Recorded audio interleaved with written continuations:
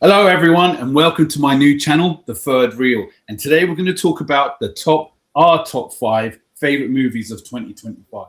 Now, they're not necessarily the best, but just our favorites. This is what we're talking about today. Now, as I said, this is my new channel, so please hit that like and subscribe button and help me out. And apparently, if you don't hit the subscribe button, an angel loses its wings, so please do it.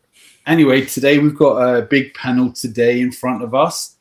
We got on my side here is D&J Movie Reviews. Now, obviously, Jay ain't here, but we got D.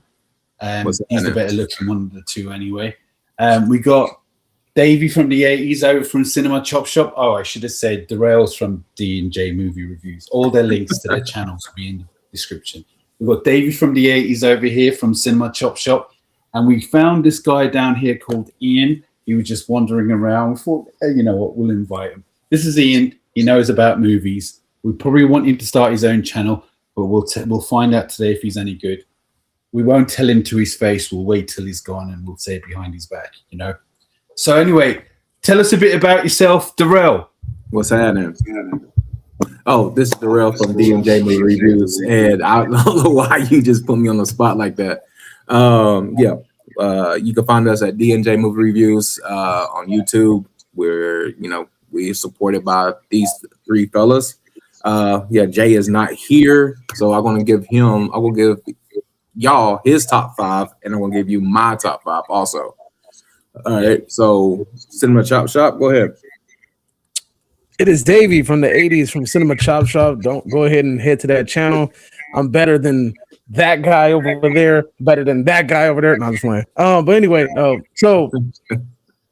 anyway, Cinema Chop Shop, Davey from the 80s. I've been working with Del Boy for a very long time. We've been collaborating for a long time. I've been working with Darrell for a long time. And today's our first day with Mr. Ian. So go ahead and take it away, sir, and blow us away with your story. Tell us about yourself and why you're here and what do you know and what do you love about movies? Briefly. We don't want to hear your life story, okay? You just said, can you join? Because I'm down on people and it would really help my channel. So I said... No problem.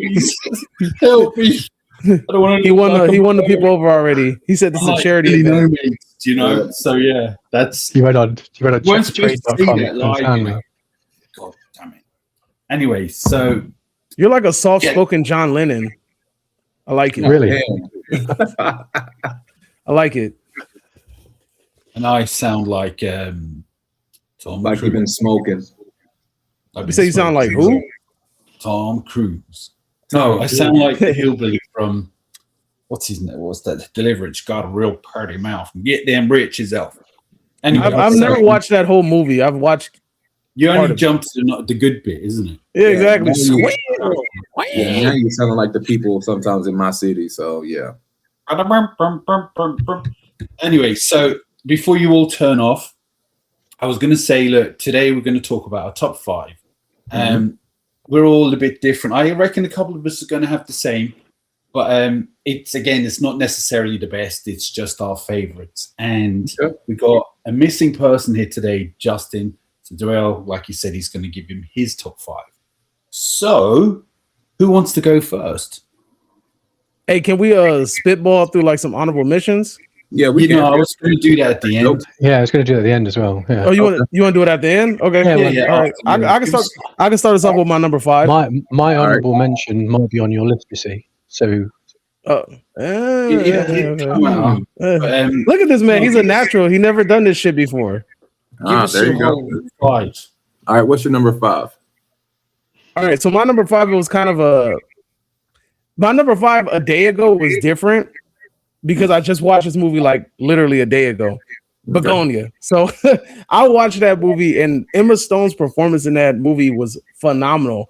And the dude from freaking not Better Call Saul. He isn't Better Call Saul, I think, but he's in Breaking Bad, the blonde guy, I forgot his name. He's in that movie. And you said who? Aaron Paul, the young guy. Yep. Hey, maybe that's him. I'm bad with names. I just know he was in Breaking Bad. He was no, it's not Jason. It's the blonde guy, the soft-spoken dude. He ends up killing that kid or some shit in Breaking Bad. Yeah. He was a bit dopey looking. Yeah, the blonde guy. He looks like he's Irish or some shit. Yeah. He kind of reminds me of that dude.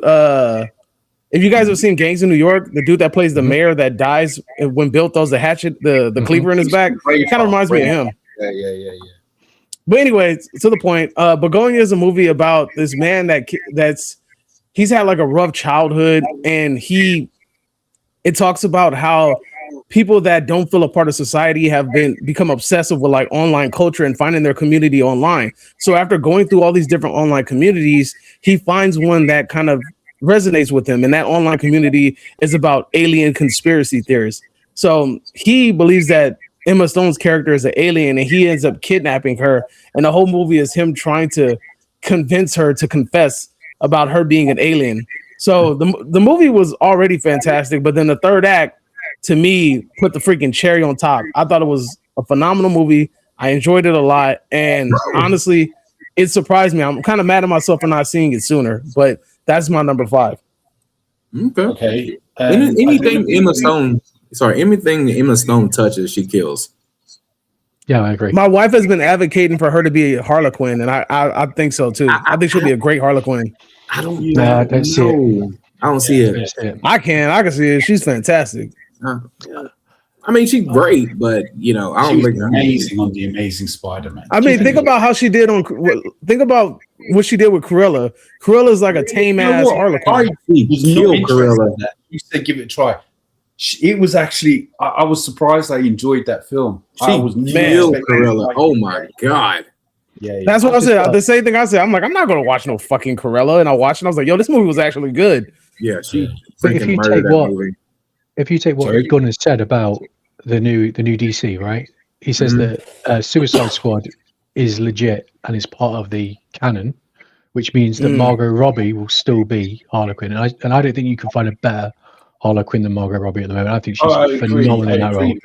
What you're saying is, if they had to get a new one, Emma Stone will probably be it. Yeah. Well, I don't know if she'd be it, but I can see she could probably do it. But so Suicide Squad is canon. That means so is Birds of Prey or whatever that movie is. That Harlequin's Fantabulous, whatever the fuck it was called. Yeah, Birds of Prey. Yeah. Birds of Prey. But I mean, Emma Stone isn't, because Harley Quinn is thick. Emma Stone's not. Yeah, exactly. He said Harley Quinn. Harley Quinn is not thick. She can play that. She's a good actress. Like, what's her name? Margot Robbie. She played some straight movies. What about? I will agree, though, she was born for it. What about the girl from? There was another girl. Scream she 6. died who they would consider. From who? Scream 6. Remember at the first act when she was at the bar? She looks almost like her.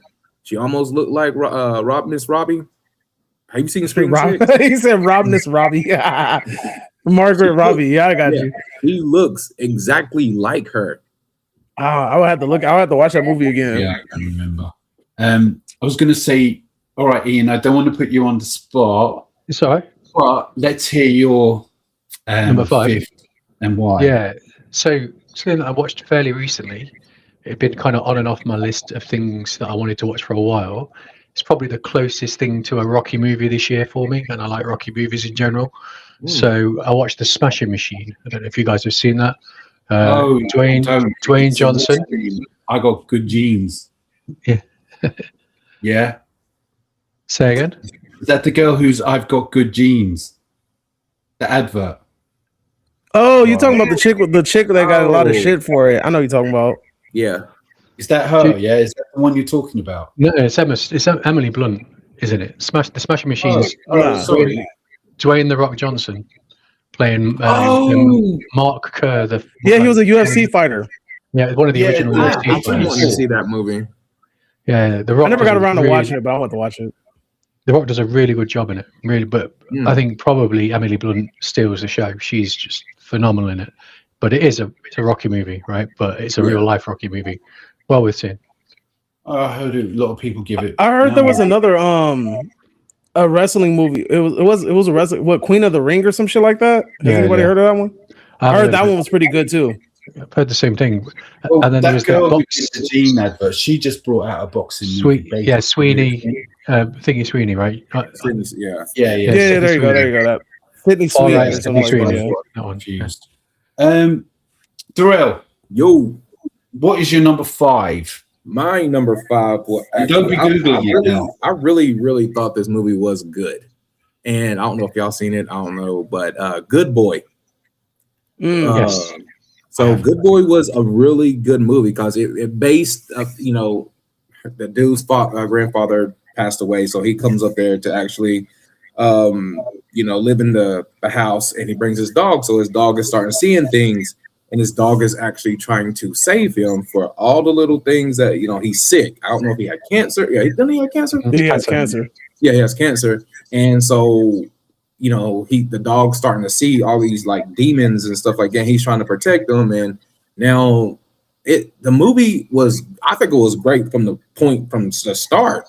From the start it started the movie to the end. That dog did a lot of things to help and to protect that his owner. So I thought Good Boy was number 5 for me. It was really good. I really liked that. I enjoyed it. I think you've missed the major point there when you're describing it, which is that the entire film is from the viewpoint of the dog, which makes it incredibly unique. Yeah, because the dog stole the show. The dog did everything in that movie to actually they should get an Oscar. Not Oscar, but they should get something, something. Because at the end of the movie, they talked about the techniques that they use. Because watching the movie, I'm like, yo, this dog is literally acting right now. Like he's emoting. Like it's kind of crazy. And they were like, nah, like it's an old technique that they use where they use different colors in the background to make the audience feel the mood.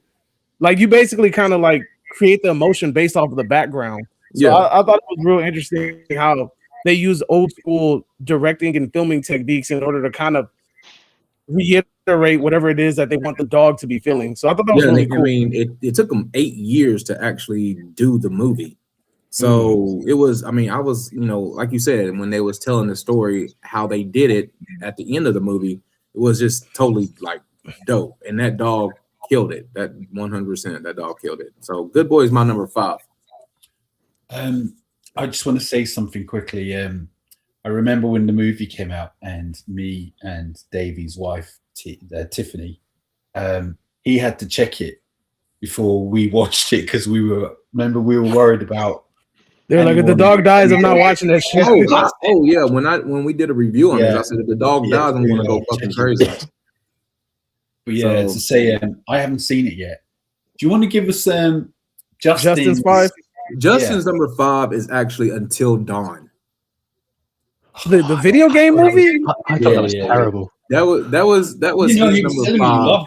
He knows that this is top 5 best movies of 2025. He said that his number 5 was Until Dawn because he said he liked how they had to go and search for her sister, and how every time something happens, it turns back the time, and so they have to redo a whole death scene again.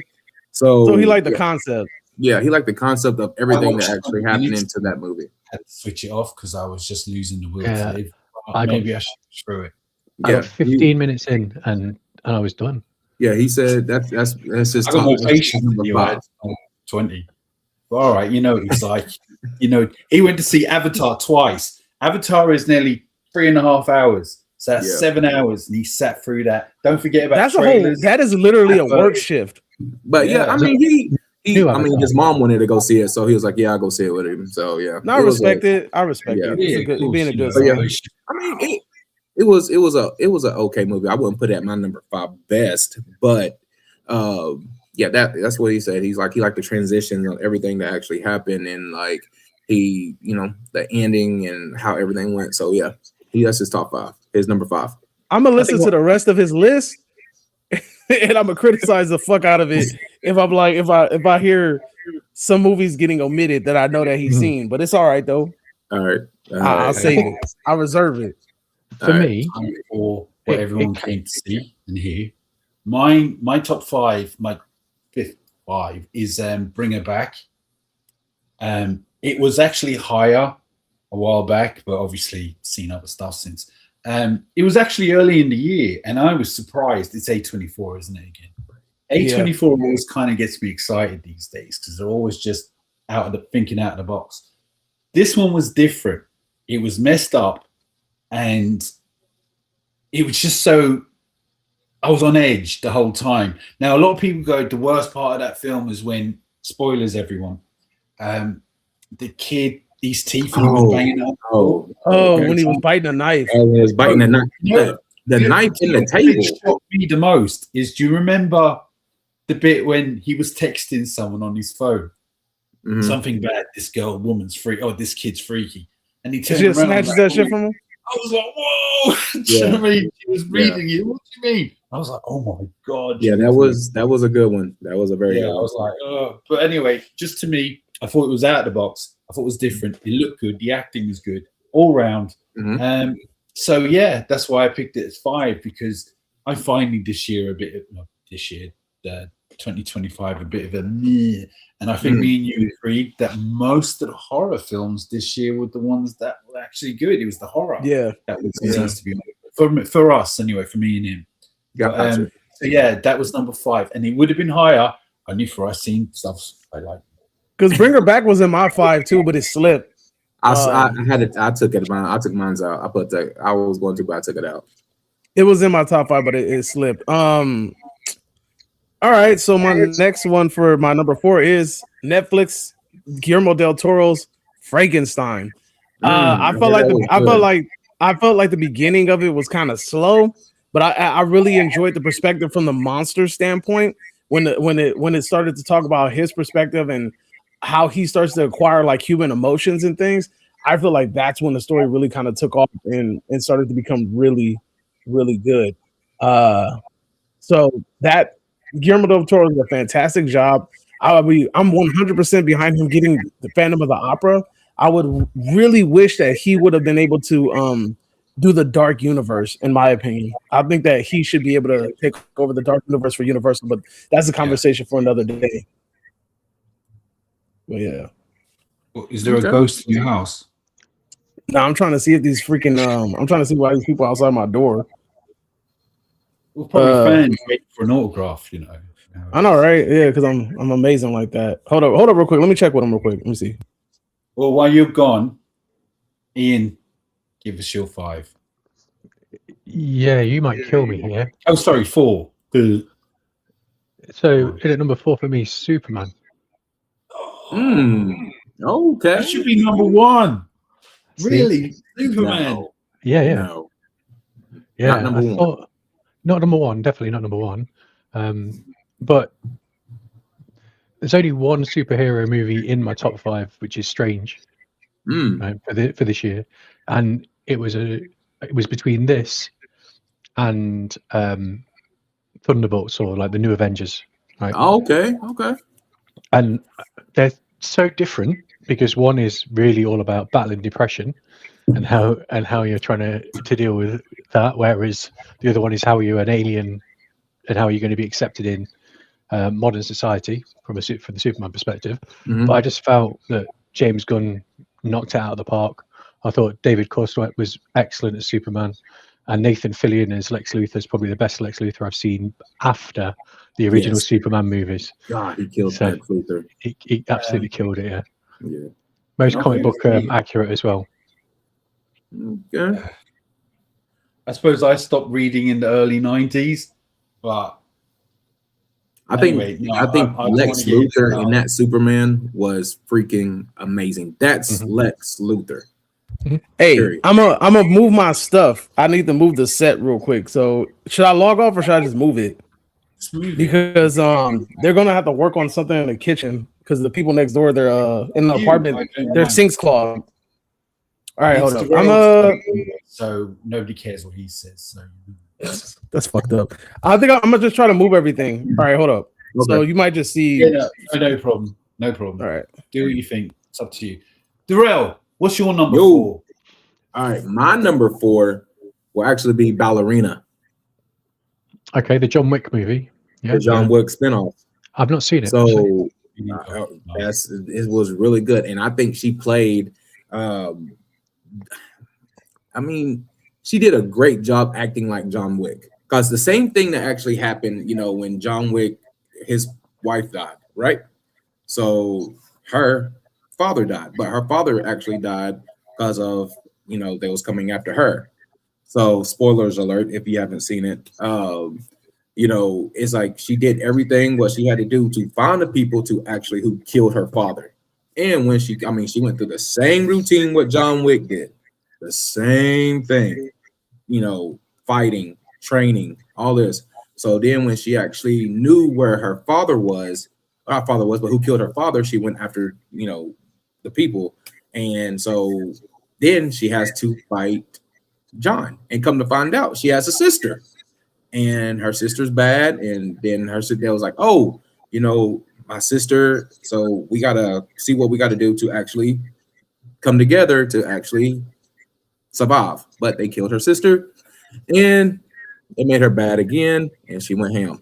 So yeah, John Wick, Ballerina was really good. Ballerina was just a lot of action from the front to the back.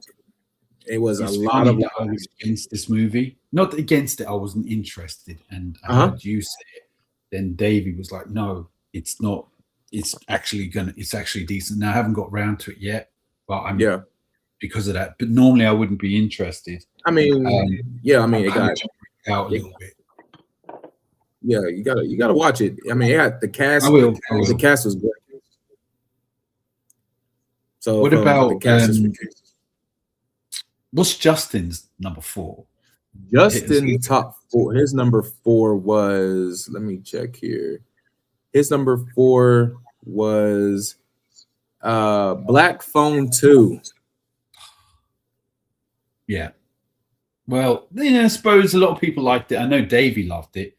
I liked it. I like Black Phone 2. Black Phone 2 was good. It picked up from where Black Phone 1 ended. Yeah. So, I mean, what did you think? Go ahead. Ian, what did you think of it? I've not seen it yet. Oh, really? Oh, you've seen the first one though, right? Oh yeah, love the first one. Like, yeah. Really. Then you're gonna like the second one because it picks up right. I recommend it. It's just Davey liked it more than the first. I definitely didn't. What do you reckon? Do you reckon it's better than the first? No, the first one's better. Yeah. Sorry. The first one is better than the second one. Because the first one is actually telling, all what happened, but the second one is telling you how it happened.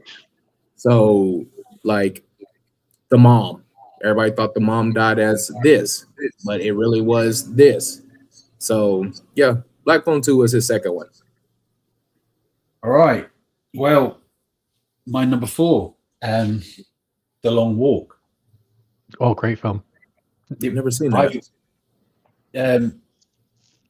I'm surprised. The Stephen King film. This was a film anyway. I heard about only literally a week or so before it came out. I was like, oh, I don't know what this is about, and they're all walking. I was like, all right. And there is that. Oh, okay. The black kid from, I call him a kid, but he was on Alien Romulus, and he was really good on it. To me, he stole this film. I don't know. I mean, he was the second. He was like a co-star. Really. I don't know, but he stole this movie completely, and he's a good actor. And I'm looking forward to seeing him do more stuff. But anyway, I was saying I heard about it a week before it came out. I thought Stephen King. All right, I'll give it a try. Mark Hamill was on it, and I was like, this film is good. It was different. The tension was there the whole time because although the talking and the dialogue, there was always that thing in the back of their mind. If they fall, if they stop, these guys are ruthless. Yeah, you fall behind that line. They don't say, all right, Mark, come on, get up. You'll be all right. No, bang. So the whole story, the cinematography, the acting, you have to remember, right? The acting was all about, it was just them talking. Now, how does that sound like it would be interesting? But it was them getting to know the characters and their reasons. And I remember towards the end, I wanted 5 of them to make it. Do you know, I really wanted all 5 to make it. And I just didn't want to see any of them lose. Do you know what I mean? So, yeah, to me, there he's back. Davey? What's up? What did I miss? My number 4 is Long Walk. As I said, that was a good one. The acting, the whole dialogue, it was all about, it was them holding it together because apart from them walking and you see people disappearing, there was a few, but it's them holding that film together, just talking, getting to know the characters, and that tension is always there in the background when Mark Hamill's like, he's ruthless. They don't give you no second chances. Whole film was different. Really enjoyed it. That's something I gotta watch. It could have been higher only for obviously seeing a couple more, but yeah. And the cinematography was really, everything about this film was a surprise to me. And actually, I'm talking myself into watching it again tonight. No, I got things. But yeah. So anyway, that was my number 4. Nice. What was Darrell's and Justin's number 4? Justin number 4 was Black Phone 2, and my number 4 was Ballerina. Oh, Ballerina. Okay. I mean, the plot wise, it wasn't all that, but them action sequences were amazing. Yeah. The action was, the action from the first to the end was on point. And Ian's number 4 was my number 1. Was Superman. Okay. What's your number? All right.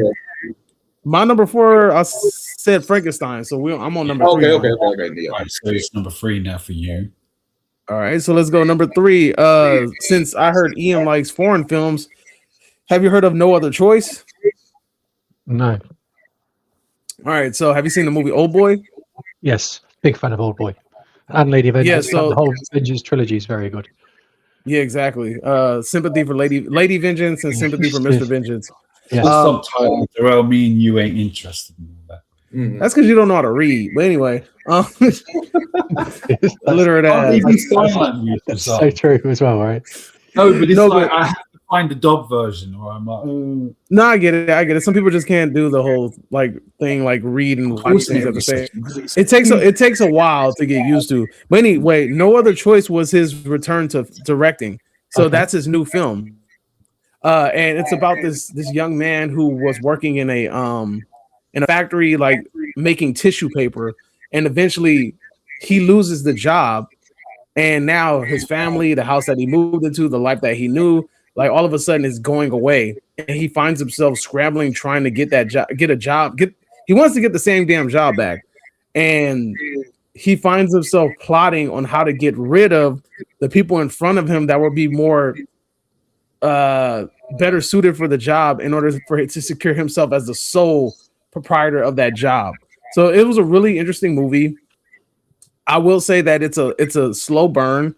It takes a minute to get going, but once it's there, it becomes really like it's really captivating.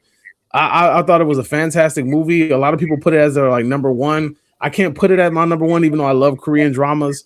Like I said, it was a real slow burn, and it took a while to get where it needed to go. I feel like you could have shaved off like 30 minutes to an hour. But overall, I really enjoyed the movie. It's some fantastic directing, fantastic cinematography, and fantastic acting. By the way, is it just me or anyone else noticing Davey's picture is flickering? Yeah. Is it flickering? Well, you know, like I'm glitching? Jennifer. Yeah. Jennifer? Who's Jennifer?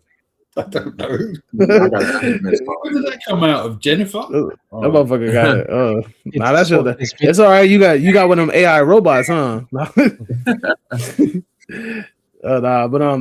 probably because I moved rooms. I had them. Mine's up in the room. Is it? It's probably because I have to move rooms. I'm kind of further away from the Wi-Fi. All right. Nobody cares what you look like anyway. You know what I mean? Especially when I'm here. Darrell. Yo. It's mine. Oh, sorry. My number 3. Yeah. All right. Sorry, Ian. Number 3. Weapons. Good one. In a year of really interesting horror movies, I think this one is the most interesting. I really do. I think the twist that happens, 2/3 of the way through when you realize kind of what's going on, is really interesting, and to kind of see that kind of entity in a modern environment is good. And I think what's her name in it now, Julia Garner. Is really good. I mean, she's been very, very good in that. She was great as a Silver Surfer as well. Yeah, she was. And then Josh Brolin as well. In that, I wasn't expected to see him in the post Thanos. Yeah, I just thought it was a really well shot film. I liked the fact that it was broken down into different viewpoints and to kind of build that story together. And from the beginning, when you just kind of see him running in that house, you immediately like what the fuck is going on here? Like, Yeah, it gets, I like you how straight away. Yeah, I liked how they did like they told her story, then they told somebody else's story, then they told somebody else's story. That's what I liked about that. That was really dope. That's very Quentin Tarantino-ish. Yeah. I will say this, that I always been saying this for a while. We need to do more films about witches, right? Because witches, done right, can be quite freaky. They can. Like, look at the film The Witch and Blair Witch and all that. All we do is zombies and demons and The Conjuring, which is fine. Yeah. It's just witches have been kind of on, they don't do a lot of. And if you do it right, witches can be freaky. You can also be a male witch, which I think they call them. As I say, like, you know, and she stole it for me. She did. She's getting a prequel. You spoke about it. Yeah. It was hilarious in a good way, you know. And she was running through the windows. I was pissing myself laughing, even though it was good and it was brutal, you know. So yeah, but yeah, I will say the only flaw that movie has is the first 15 minutes with that recap with the narrating voice. That's the only big takeaway from the movie. That shit kind of irritated me. It went on way too long. But outside of that, I thought the movie was fantastic. And I think to your point, it was a really good movie. I really like that movie. Just how they told each person's story. Definitely when they got to like the junkie, then they got to the kid, and that's really dope how they actually did that. You're right about witches, though. Historically, it's always been historic witches. Like the Blair Witch is the version that most people will think of as modern witchcraft stories, but they are and should be something used in modern horror more because they're human, right? I think a lot of movies that are about witches are they tend to be foreign movies. Foreign movies really kind of like lean into that witch. Like there was there's a German foreign movie about witches, and there's absolutely no damn dialogue in the movie. It's just all visual. And that was an alright movie. And then also there's another one from Mexico. It's called like the Bone Witch or some shit. But that was another one about witches. But like I said, usually most witch movies tend to be foreign. All based in the 18th century. Yeah. I don't know if you lot have seen it. I love it. It's The Warlock. You seen The Warlock? No. It's in the 80s movie. He went missing a while back. He was in the late 80s. Yeah. He's a male witch. I love that. It's freaky. I see a witch film when I was a kid. This woman, it was a horror film I probably shouldn't have been watching. It was terrifying. And I've always thought, if you do witches properly, they're terrifying. Now, I watched that film recently. I found it, and it was dog shit as an older, but the witch was still good. Anyway, look, he's Hold up. Darrell? Yes, my number 3 will actually have to be him with Marlon Wayans. So, do you know I haven't seen it, and he's been on me about it. I haven't got around to it. Yeah, have y'all you haven't seen it either? No, I haven't seen it yet. Oh God, it's so good. It's like, Marlon Wayans is a football player. He wins his last championship, so they don't know if he's going to retire or if he's going to come back for one more. But there's an upcoming quarterback who looks up to him, and so he's he don't know if he wants to go to the NFL or he wants to stay. So he gets knocked out when he's practicing, and he's debating. He's like, "Do I want to play football anymore?" But then Marlon Wayne takes him and was like, "Hey, I want you to train with me." So he goes and trains with him. But it was a lot of crazy things starting to happen when he started training. So he's like, if you want to be the GOAT, this is what you got to go through. So he goes through it, and they try to kill him. And after that, sorry about that. He's the GOAT. He takes Marlon Wayans' spot, and he's the GOAT. Oh, him. Yeah, you were saying it was good. I should get round to it. I keep forgetting about all these things. But yeah, no. What No, about? it was good. It's good. It's real good. Especially, I say the third act kind of loses it a little bit, but most of the movie is good. I mean, Yeah, the third I act, do I believe thought that Marlon Wayans has acting ability. Marlon You know what I Wayans. mean? Yeah. Just to see him and all these white Have you chicks. seen Bel Air? Sorry, Have you seen Bel Air on Peacock? Yep. no, is Okay. that the new Fresh Prince one? Fresh Prince. Yeah, he's No, I actually haven't seen his. the new one. He actually is his father, and how I knew that he was going to kill it in the movies. Well, you know, you got white chicks, you got scary movies, you know, those scary movies and all that. But when he actually was getting mad at his son, I knew that he was going to be like crazy. Like That's because Marlon actually went to filming, like acting school. yeah, and Well, you see on that film where he's a junkie. that's huh? Or what's the one with Jared Leto? I only watched it actually a few months ago for the first time. Dallas Buyers Club. Sorry? Dallas Buyers Club. No. That's no, they're actual crackheads looking for drugs all the time. It's actually. He knows what this is. What's the name of that film where Jared Leto and Marlon Wayans are junkies? Davey. Oh, Requiem for a Dream. That's the one. Yeah. I didn't know he was in See, that. look, I came in already adding shit. Marlon Wayans comes in. Yeah. And he's the junkie on it. You can see he's believable, he's good, and it's just, you know, I suppose that's where the money's at for him, making all these he's director or producing and all that, you know, scary movie and all that. But as I said, I believe he'd probably be good on it. Yeah, he needs to do more. I think he needs to do more drama movies because he can. There's probably not enough money in it for him. Like he making those ones and he's getting plenty of money. He's probably getting royalties from Scary Movie 1 and 2. I hope Scary Movie 6 is going to be up there. I think it's going to be really good. You know, because he got the same character from the first one. They've had enough time to get it right, but then saying that, look at Beetlejuice. I was going to say was what is missing? Yeah, Justin's number 3 is Sinners. Oh, that's my number 2. Yeah. Giving it away already. So Sinners, you know, if y'all seen Sinners, so y'all know what actually happens. Yeah, you know, it's cool how he can play 2 different people. Like that was awesome how he actually did that, and just that movie, like when he coming from like the vampire coming from out of the sky, and like he wasn't burning, then he's taking people, and it's just that movie was a really good movie. You know, it's got the I don't think there was scene in a film this year.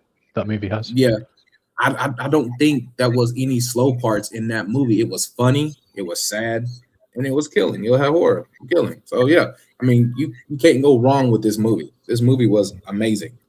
Yeah. Would you put it at your number 1 or number 3? No, I put it like as my number 2 or number 1. That's just me. But I think that's the best movie out this year of 2025. That's just me. Okay. Wait, it's the best movie. You put it at number 2, 3? No, he put it at number 3. No, that was Justin. Oh, Justin. Yeah. That scene when they're in it's the your barn. number 1, his number 2, so we don't need these guys anymore now. We know. All right. The scene in the barn where they've got all the different styles of music coming in and out. When oh my god, yeah. Best scene of the year, that is, without a shadow of a doubt. This is like it started off. I like it because they had different cultures in it. Yeah, you've got the hip hop right at the end as well, which is amazing. 1 minute it was, you know, easy hip hop. Then it went to hip hop, then it went to this, then it went to that and it just that was amazing how he actually did that. Ryan Coogler killed that. All right, you said scene of the year. All right, now I think the scene of the year belongs to a movie that actually sucked. That movie with Daniel Day-Lewis and a something. It's when he came out, he's song directed. Yeah, it starts with an A. Yeah. But anyway, that movie has some fantastic shots, but it's boring and stupid as hell. That movie is like that movie should have been like a 30-minute like clip or something.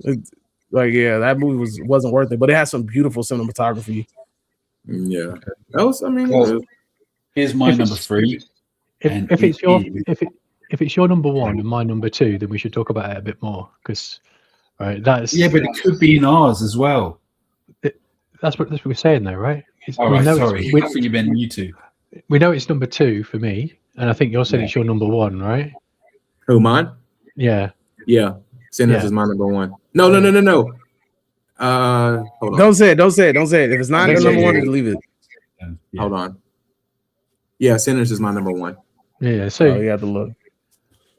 Jack O'Connell, who plays the head vampire in it. I just got a question about that. Is that okay? He's a vampire. He falls from the sky, right? Vampires die in sunlight. Why didn't he die? Why didn't he die in sunlight? He doesn't fall from the sky, though. That's right. If you remember, it's the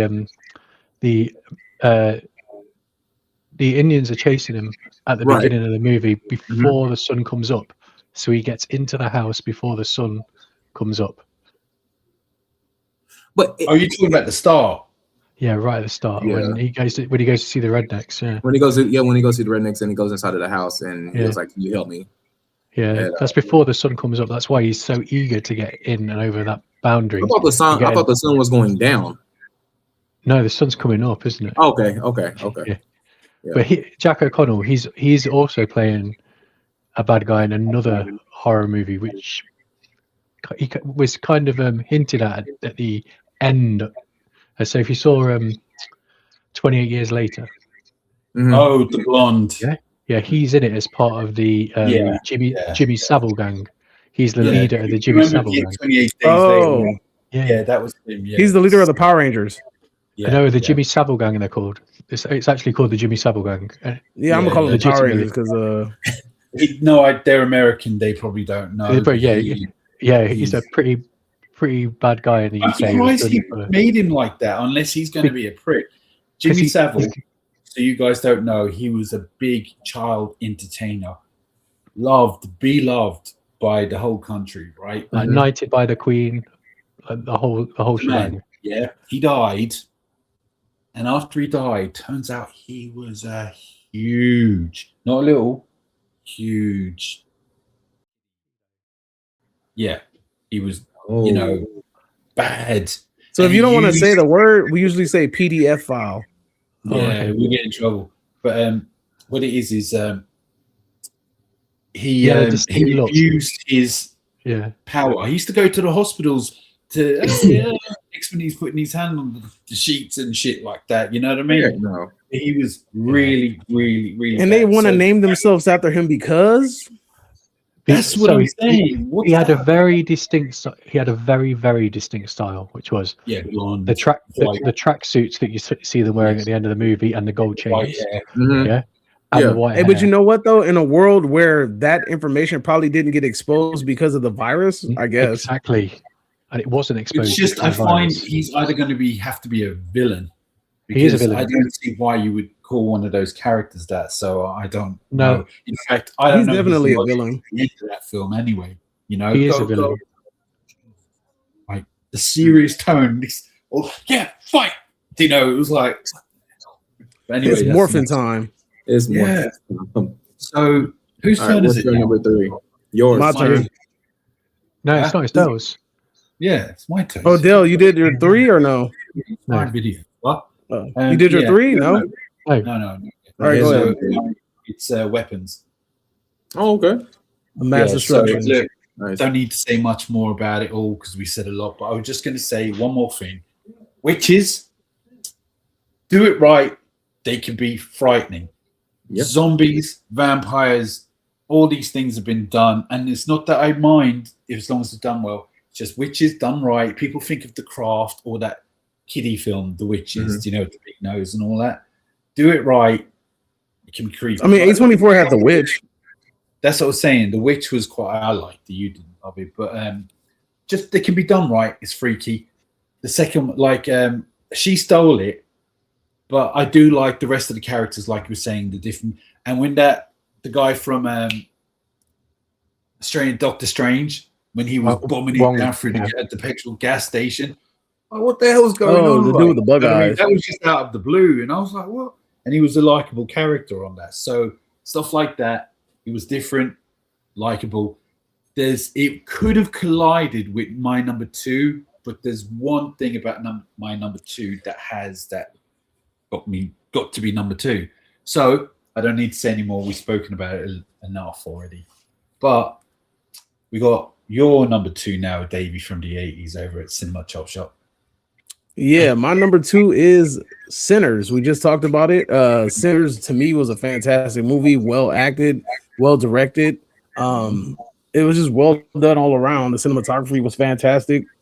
The music was on point. There was a lot of things done right about that movie, and honestly, Michael B. Jordan and Ryan Coogler are really cementing the name for themselves in Hollywood, and it's going to be a real pleasure to see the work that they do in the future. But Sinners is definitely a nice step in the right direction, because we're seeing a lot of directors, especially Black directors, now kind of like diving into the realm of horror. So it's really good to see that that not only Jordan Peele is the only one doing every damn Black horror movie. Now we're starting to see other directors, dibbling and dabbling. So hopefully this starts to kind of like gain more traction, and we kind of see some more ideas being brought to the table. But Sinners was a fantastic movie. Michael B. Jordan did a great job. I mean, it's hard not to say anything else that hasn't already been said. That's good. Do you not think there's a real comparison to From Dusk Till Dawn as well, though? Oh yeah, for sure. Yeah. Oh yeah. In the most way that definitely. it's two movies just merged really Honestly, well like, together. They just added, There were 2 villains. It just added more to it. So Mhm. yeah, you can tell Yeah, that's no, just to say, like, the 2 villains, they go to they get locked in this place where all the vampires come out. Yeah.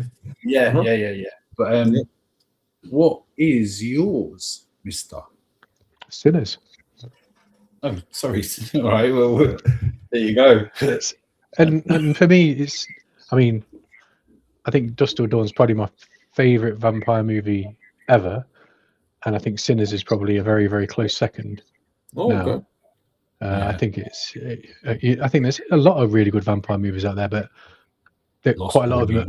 A lot of them are pretty similar, right, in their vein. And I think Dusk Till Dawn and Sinners, like Dusk Till Dawn, is just at such an extreme of what it does. But Sinners, I just thought, it's just supposed to kind of the end of slavery, just the time period it was in as well, the music that runs through it. I just find it difficult to find any fault with that movie, really. Yeah. All right, Mister, from D&J Movie Reviews. My number 2. Number 2, yeah. Weapons. Okay. So I mean, like I said, we already discussed weapons. We already know what happened in weapons. We already knew what's going to happen in weapons. It's just I cannot wait till the prequel of the grandma. I can't wait till the prequel to see how they're going to do the grandma. Because of her. Yeah. She's an aunt, right? Isn't it her name like Aunt Pearl or something? Aunt, grandma, whatever. She's the reason why I definitely got to see this prequel now. Yeah. Do you know what I mean? That means it's good. It's just, how she could control, like, take somebody. The freakiest part, I think, in that dang movie is when she is in her car in front of the kid's house, and that lady comes out and goes into her car and cuts her hair.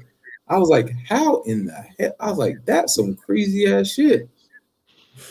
For me, it's when the drug addict is in the woods and he looks back and he just sees it and she's just waving at him. I thought it was Pennywise for a second. Yeah, it was. It was the Pennywise wave. I was just like, I don't need to see that. We already know about Sinners, not Sinners, but Weapons. I like the bit when she does that and it don't work. And it was, in the bathroom, they'd done it and she was like, oh shit. And then all the kids start. The funniest part, if you pay attention, that was so funny. If you pay attention of the girl at the end who's chasing her, she had pink pants on. He was determined to get her. The little girl was determined to get her. She went into that house. She was like, bump that screen door. I'm going to go through it. Then she goes through the glass. She was determined to get her. It was good though. And that laugh at the end, that, even though, as I said, like I keep saying it, but that laugh that I got at the end of her trying to get away, and it was Yes, brutal. that's what I'm talking about. Yeah. I was not expecting to laugh, but in a good way, not because the film was stupid. It was like, oh shit. Ah! Anyway, what was the Justin's? Justin's was let me see here. Justin's number 2 was Bring Her Back. Okay. Yeah. All right. I'm surprised with Justin. You know, I don't hear any superhero films here, which I'm expecting. No, I didn't either. So yeah, his is about Bring Her Back. Yeah, we already discussed That's it. a solid choice. And so yeah, he really likes it. I liked it too, but you know, it's the kid was just how can you who want a knife in a table? Like what the how what? I was like, no. Mm-mm. Yeah, well, me, and my brother, we both was like, oh my god, we was like, that's crazy. And no, it was good. Definitely. Dude, the sound, whoever was a sound engineer on that movie, because just hearing the crunch. Yeah, when her brother got hit by the car, and the brother got hit by the car, and you know she was doing everything to actually so don't go tell or take her away or stuff like that. So that woman who got just smashed. Yes. Oh yeah, my god. Yeah. I'm gonna have to give my thumbs up to Justin when I speak to him because I'm surprised with his list. Yeah, no, I think he's done. Yeah, the only one I'm questioning is that number 5. That number 5 was whack. Oh, Until Dawn. Yeah, you know, but still though, he always got to have one questionable movie. No, normally it's not all 4 or 5, you know, Justin. But anyway, what's your number 1, Davey, from the you need your number 2, right? No? Wait. No, I said my number 2. My number 2 was 7, so we on 1. Oh, right. No, that one says it's number 2. Oh, yeah, that's what I thought. Sinners. Okay. You didn't say. Yeah. Sorry, didn't say. Okay, yeah. Sinners. Yeah, no. I mean, all right. Let me throw my little take on it. Right. So it was between that and Weapons, right? But the thing about Sinners, I thought Michael B. Jordan didn't need to play 2 people. He could have just got someone else. But I think he done it because he wanted to, and it was fun, and it was done well. Like when you're watching it, you didn't see him doing it twice. You actually saw 2 brothers, which was good. Yeah. I was going to say is I don't like too much music in a film. It just does my head in. I hate musicals. So you don't like Wicked? That sounds strong. But I don't like it. With this, hey, Wicked, the first one was good. I ain't seen the second one yet though. Perfect. But you know, the music on this was so good. But you know what else? You know, the vampires singing and dancing. That was good too. You know, I was like, that's good. You know, it was kind of the opposite. And you know that scene, obviously, when he's playing, you see all the, I don't know, Jimi Hendrix and stuff like that, you know, going through it. I thought that was really good. It was a good horror film. Cinematography, really good. Like, and it was a very colorful looking film. And I hate all these dull looking things that they seem to be modern doing today. So yeah, that was my number 2. And again, that's the one thing that brought it above Weapons was the music. That was, and for me, I don't like that much music in a film. I want the story to keep going, you know? But yeah, there you go. So what other films do you know that have had one actor play 2 roles? Yeah. Freaking Tom Hardy did it with the, he was like a Legend of Praise. And he was amazing. Van Damme did Double Impact. He did. Hey, Eddie Murphy played the whole family. Yeah, that's true. Yeah. True. Yeah. Eddie Murphy played the husband and the wife. Come on now. His mom, his sister, his dad. I mean, let's go with what's his name? Medea. Tyler Perry. Tyler Perry. Yeah. Hey, he's been getting some crazy charges, man. He's been getting hit with a lot of lawsuits. He been hitting on his male employees. Come on, bro. No, he is. He got. No, I'm just saying. I'm not saying to you. I'm just saying, like, y'all make all this. Like, what the? Y'all do chill with y'all sexuality. I mean, we already do. I mean, we always had a feeling about Mr. Tyler. Yeah, he felt he was always a little too comfortable in them dresses. He's not really that big here in the UK or that commonly known. But I found out recently he's a billionaire, right? Yes, he is. Yeah, he makes a lot of money. It's crazy how big he is over in the States, but not many people. You know who he is, Ian? Who are you talking about? Tyler Perry. There you go. He don't know. Yeah, it's crazy. He's a billionaire. He's huge. This dude became filthy rich sleeping in his car. Yeah, That's what right. I'm saying. He's famous. You'll see if you saw his picture, you'd know who he is. I know you would. But He's I'm been just in a couple of saying, movies. like, He played a detective in some movie. Let me see. Alex Cross. Alex Yeah, Cross. I Alex recognize him. Cross. Yeah, I recognize him. Yeah, Well, Alex Cross is. I mean, he got that big ass hamster face. You can't miss him. Yeah. yeah, but he's a billionaire, huge in How's- America, not here. How's he Yeah, a billionaire? I don't rate him. Yeah. I mean, I don't know much from him. Yeah, he does all his plays, like the Medeas and everything like that. So all his plays. Yeah, basically he's Because he has a play, he has TV shows, he has movies, Yeah. he has spin-off characters that make movies and TV shows and stuff. Like There's he's nothing of him over here because he's got all them shows. You'd think they'd be Yeah. on over here because we pretty much your brother country. But Yeah. it's not. But anyway, what's your number one, Davey from DA? Number 'Cause one. I thought it was going to be My- Sinners. my number one was Weapons. Okay. Oh, right. Really? I feel like Weapons edge Sinners for me. I feel like Weapons is damn near a flawless movie outside of the fact of that dialogue at the beginning. You know, like I feel like it's damn near a flawless movie. Like it was almost an A+ for me. That dialogue just went on too long for me, but the movie rides really smoothly. It has some amazing horror sequences. I love the whole chapter thing. It feels like it's Quentin Tarantino-esque. I just enjoyed the movie from beginning to end. Well, 15 minutes into the beginning, then the end. So what in Sinners annoyed you more than the 15 minutes at the beginning of Weapons? So Sinners has a lot of like wow, mate, he's questioning you. You better have a good answer here. no, like I got it. Like there's some character dialogue that's not really needed. So like Michael B. Jordan's character when he has an interaction with his wife and they end up fucking and shit. I felt like that went on a lot longer than it needed to because I was like, I get it. I understand that, you know, you guys had a kid together and I know you're trying to like connect the dots because at the end of the movie, he wants to just go see his family. But that monologue went on way too fucking long for me to get there. Also, there's just certain dialogue scenes that they could have just kind of shortened. I know they did it for like flair, but I just felt like some of the shit could have just been. That's what my mom said. That's what my mom said. She also said about Sinners. She's like, it took too long to get to the point. And I was like, why? She was like, it just took. She just wanted to get there. Like she wanted, boom, here, go. And I was like, I get it, but you have to understand about Michael B. Jordan, both of them. I will say this though. Exactly. I don't, because this is my number two. I feel like the brother died too soon. I wanted to see that was another thing too. Into, you know, the Dusk Till Dawn, then fighting through it all together. It felt like he died as it was just kicking off. So it felt like he kind of wasn't needed in the movie. It could have been just the brother, another actor. But again, I don't want to knock it. I just wanted to say that. I will say another thing too. Michael B. Jordan's character, whatever brother he was at the end of the movie, Smoke, or whatever. Smoke. Him dying was 100% bullshit because he was hella prepared for everything. He was a tactician. These were some straight up country bumpkins and shit that had absolutely no clue what was going on.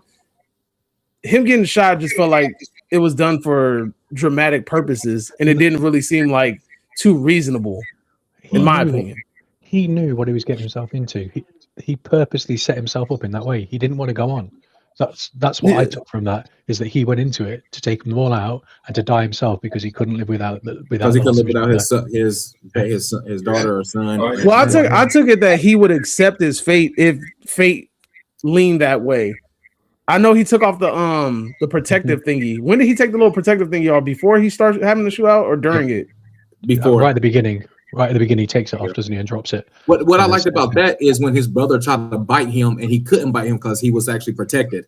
So because when he tried to bite him, he was like, you got a good point there about, you know, he probably could. I didn't see it that way, but that's a good way of putting it. Like maybe, yeah, like I feel like he could have took all of them. Like the way that he knocked them all down as quickly, and I mean, like Ian said, like he wanted to die. I feel like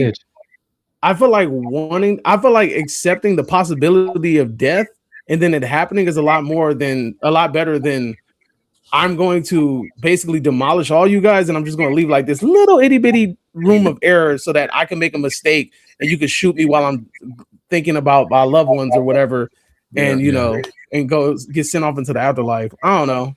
If that was the case, he should have died with the vampires. It would have made more sense.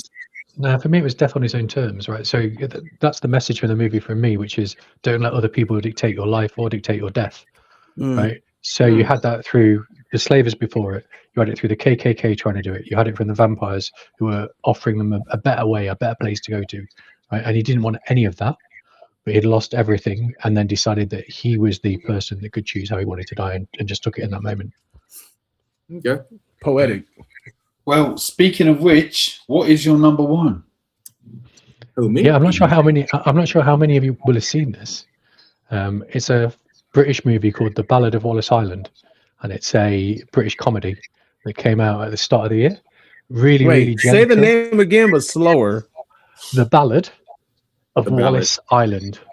So I'll give you Isn't Lois Island like a prison or something? It's not Lewis Island, it's Wallace Island. So let me give you a quick kind of synopsis of what the film is about. Okay. There is a guy who wins the lottery twice and lives on this island in the kind of outskirts, in like one of the islands around the UK. And he really loves this band, but this band has split up and they no longer tour. So he pays them to come to his island to play for him, right? But the band don't get on anymore. This like a duet, a guy and a girl. They used to be in a relationship together. They haven't performed together in all that time. And it's the story of him getting them over to play for him, what he's been through, what they're going through. And it's just a really very gentle British comedy. So yeah. Okay. Sounds boring. Damn, that's bold as hell to put a British comedy as your number one. I'm not the only person that's done that this year either. Funnily enough, I was watching a show on New Year's Eve called The Graham Norton Show, which is like quite a big talk show in the UK. It's like Jimmy Fallon over here, sort of. And the director for this and the two actors in it were on that show with him. And Richard Curtis, I'm sure you've heard of. He directed Four Weddings and a Funeral, Love Actually, About a Boy, a lot of the big British comedies. Said that it's his favorite British comedy of all time. So I might watch it. You said that. Normally I wouldn't, but all right. I watched it with my wife the other day. She doesn't like it at all. Just put that out there. That says a lot. Yeah. Mr. D from D&J Movie Reviews. You already know mine. Mine is Sinners. So, I mean, my number one is actually got to be Sinners. It was crazy because I watched both of them in one day. I watched Sinners and I watched Weapons. I was like, why is Sinners better than Weapons? And first I had Weapons better than Sinners, but then I had to rewatch Sinners just to see why that people put in Sinners over Weapons. And I see why. And, Michael B. Jordan, he did a great job playing two characters. Then you got, how he interacted with his girlfriend. What's his girlfriend's name? Or what's his girlfriend's name? Haley Steinfeld. Haley Steinfeld. And good. I can't remember it's just, stuff like that. just like both of them, it's just like how they acted, how they then, just the whole movie. The singing part got me. The singing part of how they did it got me over Weapons. Period. That's what got me. Well, so you take all those cultures and all those cultures that was doing it, and you put it in one movie. You put all different type of cultures in one movie. Will go over Weapons. That's what I think, because you had all different types of people inside the movie. Can't argue. Even my number two. What was Jay's? Justin's was his number two was number one. Oh, his number one was Weapons.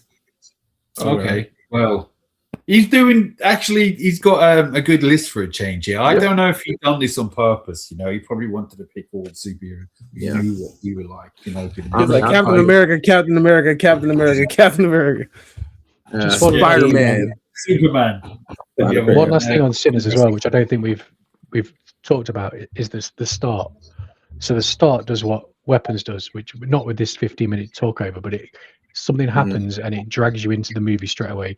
When if you remember, the first scene is him going into the church with the guitar, and he's fucked up, right? He's like torn to shreds. That got me straight away. I was like, right, how do we get to this point? What has happened to get you to here? And I like him. I like it because how he was the leader of his household also. Because I mean, he had to tell his kid, he had to tell his brothers and cousins, and that, hey, it's time to get up. You got to go do what you got to do. So I mean, he is the leader.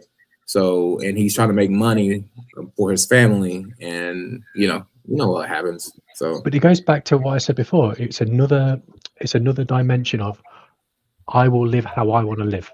Right? He didn't want that life. He didn't want to live in that way. He didn't want to be he didn't want to be a pastor like his father. Yeah, no, he wanted to be a musician.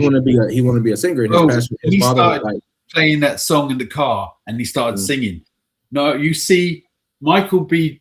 Jordan's reaction was pretty much the same as the whole audience at that point. He was like speaking. We were like, this little guy. Oh my shit, As I say, I can't argue with that being. Okay, no. What's your number one? So mine is Until Dawn. So I meant Superman. By default, it had to be. I was about to say. Until Dawn was good, but it wasn't number one. Number one is Frankenstein. I think copied this. So the reason why is that you've took an old IP story that we all know it has been done before and made it fresh. The film was like eye candy to me, how it looked. Every scene, he didn't waste nothing. Every scene looked great, and it was just visually great. I was from that opening. You haven't seen it, Toro. From that opening was holy shit. That set the tone. Do you know what I mean? When he came in and he just starts the boat, and I was like, oh my god, this guy is fierce. Yeah, he can push a boat ship. It's Frankenstein. He was breaking backs. No, you ain't seen it. He walked in, all these people are shooting at him on the snow. There's a ship that's stuck in the ice. He comes in, he cracks some guy's back in half, and he just starts booting. And then he pushes the frozen ship. I'm like, whoa, and they're all trying to. Anyway, I don't want to go on too much. And he did all that shit because he wouldn't give him a girlfriend. Yeah, you know what I mean. He was like, either you give me a girlfriend or you kill me, one or the other. He was like, well, I ain't gonna give you a girlfriend. He was like, well, fuck it, then you gonna kill me. This dude basically, he trolled the shit out of him until he was like, you gonna figure out a way to kill me. I'm gonna keep bothering you until you figure this shit out. So that's essentially the story of Frankenstein, but it was a good movie. Well, apart from that, I like the story. I know you said you were more invested into the Frankenstein bit, and I agree. I kind of am with you, but I was invested into Frankenstein. What's the actor's name again? Dr. Frankenstein, the actual doctor. You mean Oscar Isaac? I will say, because you guys probably don't know, his accent was flawless. Yeah, his British accent was flawless. That's what I'm saying. Yeah, he was bang on. And I know Americans doing it. He pretty much, him and Elijah Wood and a couple others, flawless. Yeah, but I liked his story. I liked his kind of arc where it went from good to bad to bad to good and all that. Yeah. I just thought I was taken back by it. I was not expecting 2.5 hours, and I could have watched another hour of it. Yeah, I loved it. That and the music was really good. The ending, the whole lot. Terrell, check it out. You're not what you're thinking. It's not what you expect. It's hard. It's actually really good. That is a real good movie, especially to be a Netflix movie. It's actually surprisingly good. And the fact that it didn't have like a long-term stand at the movie theater is kind of like he could have. He had that vibe about it. He had that big theatrical kind of a that definitely should have been like an IMAX exclusive. You see that on a big ass screen, yeah. Okay. I was surprised to say that Frankenstein was going to be my number one, because after I saw it, I was, boom, this is it. Straight away I knew that was it. I mean, for me, it's an honourable mention. But I think they make a massive mistake in it, like a huge mistake. And I said this to you, though, when we spoke about it. The monster's too pretty. Like Oh yeah, Frankenstein He's a is not good-looking supposed to. Frankenstein. Yeah, he's not supposed to be attractive. He's not supposed to be a sex symbol, right? When He's like, I'm a Branagh- monster. Like, hell no, no, Yeah. you don't. yeah, when Branagh did Frankenstein in the 90s and De Niro played the monster, right? He looked like a monster. He didn't look like De Niro, right? So for me, I just think, Hold on, time out. So you said Frankenstein a pretty boy? yep, No, the actor is pretty. and He's got therefore, all the messed up makeup. But Yeah. you can still see he's a good-looking fella if you get There we rid of him go. from the makeup. Even though he's got all the different colors and body parts, you can still see. But you know what? I mean, but when you really think about it, you would want, if you're trying to reanimate somebody, right? You would want them to look like a real ass person, so it makes sense. Well, You know, if I was if you were reanimating me, like like the fucking, they don't want them to have a flat top with Yeah, a fucking the bolts on the neck and shit, yeah. walking like I this, don't- like I don't know if I agree green with you on this. skin. I think the whole point of Dr. Frankenstein is that he's supposed to be a visionary who's trying to do stuff, right? So he pulls any old bits of bodies together to try and prove the point that he can animate something back to life. He doesn't go, you know what? Give me the best Well, nose, maybe it give me was the by best chance eyes. he got a good-looking head. Right? Like, just say He was like, it is a pretty good looking face. I could use my this. head. I'd be gorgeous. You know what I mean? That's It what. just went to me. You're trying to In attract fact, women I'm to this going to film. leave my head to science in case they bring it back, because I'd be the poster boy for bringing back the dead. But anyway, look, what's the honourable mentions? We'll start with you, Davey, from the 80s. All right, so a couple of my honorable mentions are, it slipped from my top 5, but Bring Her Back was still amazing. I mean, it deserved a place in the top 5, but I kind of just like Begonia, and it kind of just bumped it slightly. Another movie I really enjoyed was Warfare. That was a really good movie. If you guys have not seen it, it's like it's not a first person war movie, but it's pretty damn good. I liked it. Predator, Killer of Killers. I thought that was really enjoyed fun. That shit was enjoyable, even though Del Boy doesn't like the frame rate because he doesn't like Into the Spider-Verse. I like the Japanese part. See, and that's crazy because I swear they stole that shit off of Facebook.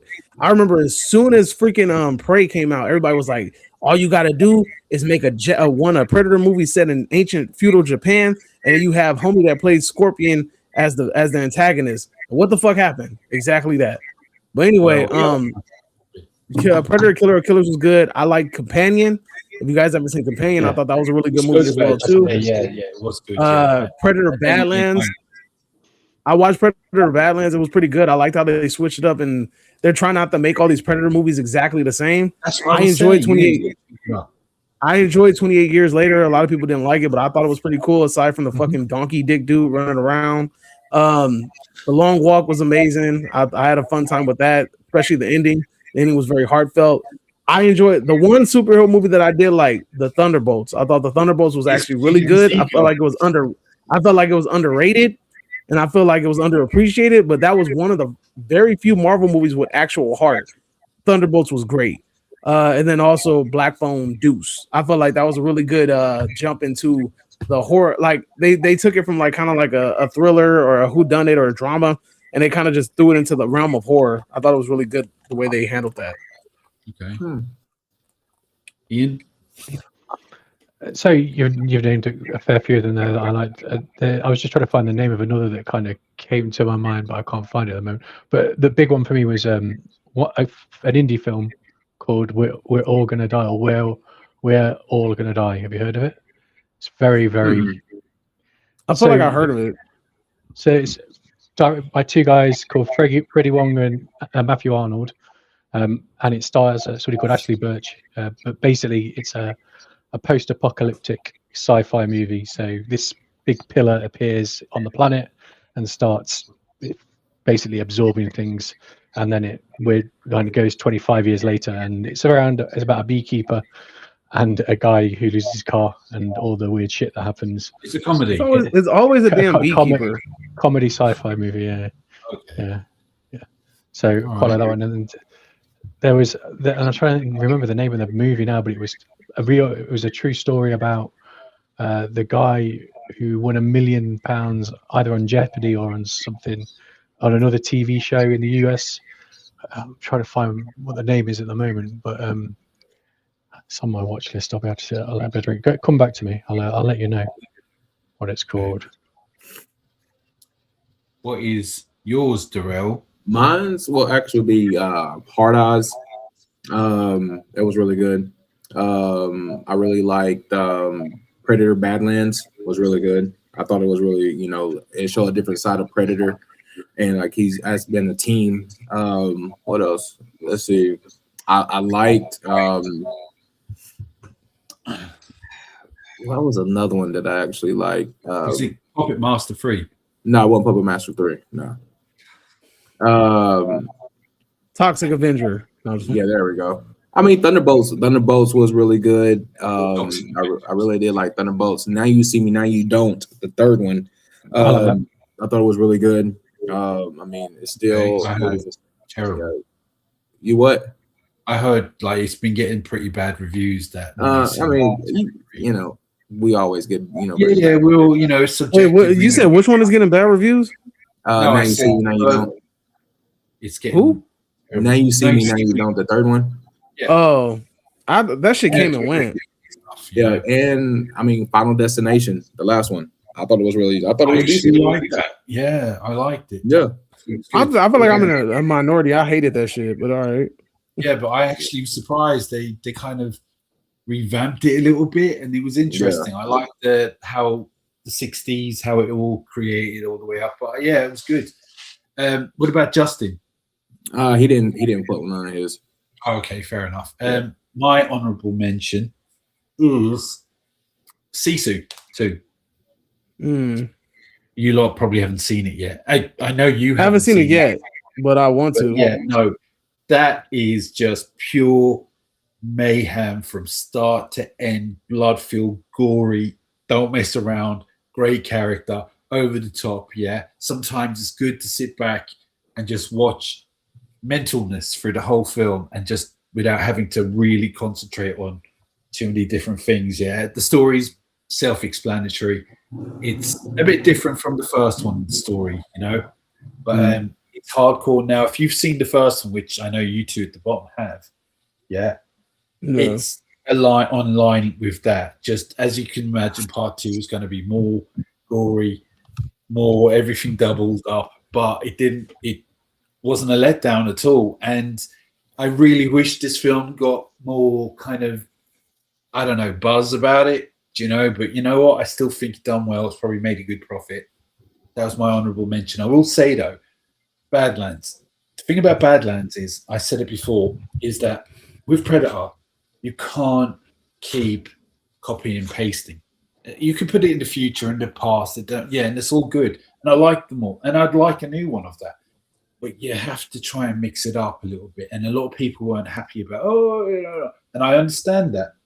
But if you want the franchise to go ahead, you need to change the story up. Now, the one thing I will say that isn't good, they're talking about doing an Alien vs Predator, right? But I feel like Badlands completely took the horror or the fear element away from the Predators permanently.